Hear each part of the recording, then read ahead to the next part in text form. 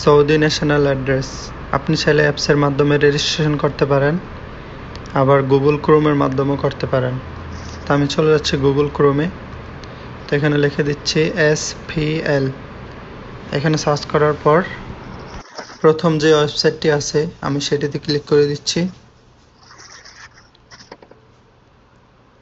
এখানে একটু উপরে তুলতে হবে।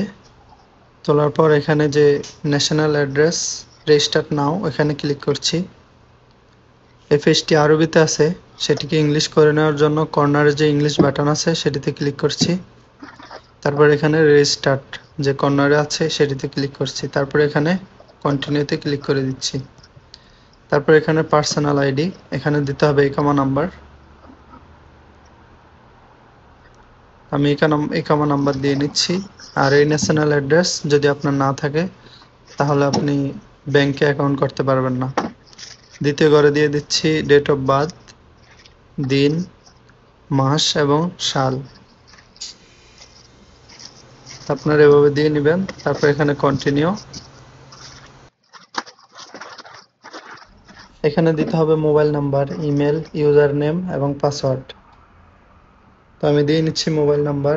আর অবশ্যই মোবাইল নাম্বারটি আপনি ইকামা দিয়ে যে নাম্বারটি কিনছেন সেই নাম্বারটি এখানে দিবেন। অনেক সময় দেখা যায় আমরা পাসওয়ার্ড দিয়েও সিম কিনি, সেগুলো এখানে দেওয়া যাবে না। আর আপনার যদি ইমেল জানা থাকে তাহলে তো দিয়ে দিলেন, আর যদি না জানা থাকে তাহলে আপনি প্লে স্টোরে যাবেন। যাওয়ার পর যে কর্নারে ক্লিক করলে এখানে আপনি পেয়ে যাবেন আপনার ইমেল। এখান থেকে ইমেলটা সেমভাবে ওখানে দিয়ে দিতে হবে। তা আমি দিয়ে নিচ্ছি। ইউজার নেমের এখানে আমি দিয়ে দিচ্ছি আমি যার অ্যাকাউন্ট খুলছি তার নাম। তা আপনি আপনার পছন্দ অনুযায়ী নাম দিয়ে নেবেন। তারপর এখানে পাসওয়ার্ড। আমি এখানে আমার ইচ্ছা মতো একটা পাসওয়ার্ড দিয়ে নিচ্ছি। অবশ্যই এখানে একটি ইংলিশের বড় হাতের অক্ষর, তারপর একটি ছোট হাতের থাকতে হবে, আর কিছু সংখ্যা। তো আমি এখানে ক্লিক করে সাইন আপে ক্লিক করছি। এখানে আমি যে মোবাইল নাম্বারটি দিছি সেখানে একটি ভেরিফিকেশন আসছে। তো আমি সেই ভেরিফিকেশন কোডটি এখানে দিচ্ছি। তারপর এখানে কন্টিনিউ। এখন যে পেজটি ওপেন হয়েছে সেটিকে আমি ইংলিশ করে নিচ্ছি। সেটা করার জন্য এখানে কর্নারে ক্লিক করে তারপর যে নিচে EN লেখা মানে হচ্ছে ইংলিশ, এখানে ক্লিক করছি। তারপর সম্পূর্ণ পেজটি ইংলিশে হয়েছে। তারপর আমি এখানে রেজিস্টার নাও এটিতে আবার ক্লিক করছি। এখন বলা হচ্ছে যে মোবাইলের যে লোকেশন যেটি আছে সেটি অন করার জন্য। তো আমি এখানে অ্যালাউ করে দিচ্ছি।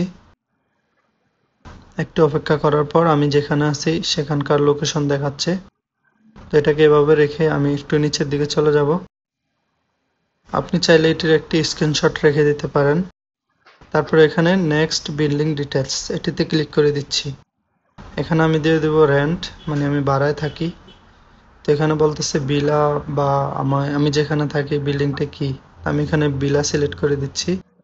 আর নিচে দিয়ে দিচ্ছি রেন্ট, মানে ভাড়ায় থাকি।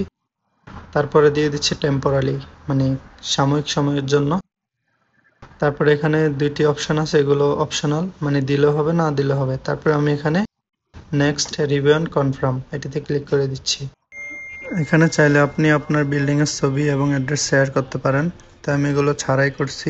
এই পর্যায়ে আমি আবারও দেখে নিচ্ছি আমার ডিটেলস ঠিকঠাক আছে কিনা। তারপর আমি একটু নিচের দিকে যাচ্ছি, আর এখানে যে দুইটি ঘর আছে এখানে টিক মার্ক করে দিচ্ছি। তারপর এখানে কমপ্লিট রেজিস্ট্রেশন এটিতে ক্লিক করে দিলাম। তারপর এখানে আমার মোবাইলে আরেকটি OTP আসবে। তো আমি একটু অপেক্ষা করছি।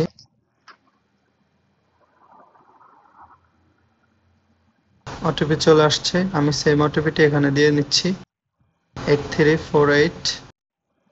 তারপর এখানে কনফার্ম। একটু লোড নিয়ে তারপর এখানে আমাকে দেখাচ্ছে your national address is successfully registered. এই মুহূর্তে আমার সম্পূর্ণ কাজ শেষ। তবে এখান থেকে আমি চাইলে ফুল ডিটেলস PDF আকারে পাবো, আমি চাইলে এটা নিয়ে নিতে পারি।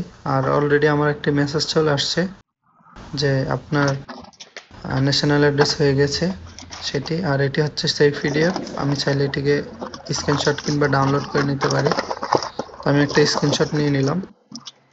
আপনারা চাইলে এইভাবেই একটি ন্যাশনাল অ্যাড্রেস খুলতে পারেন। আর আমি মেসেজ চেক করে দেখাচ্ছি, আমাকে সৌদি পোস্ট থেকে একটি মেসেজ করছে যে আপনার অ্যাকাউন্টটি কমপ্লিট হয়ে গেছে। আর এটি হচ্ছে সেই মেসেজ। আপনি যদি এসএনবি ব্যাংকে অ্যাকাউন্ট খুলতে চান তাহলে এই ভিডিওটি দেখতে পারেন। এখানে সম্পূর্ণ ডিটেলসে বলা হয়েছে। ভালো থাকবেন। কোনো প্রশ্ন থাকলে করতে পারেন কমেন্ট বক্সে, আমি আনসার দেওয়ার চেষ্টা করব।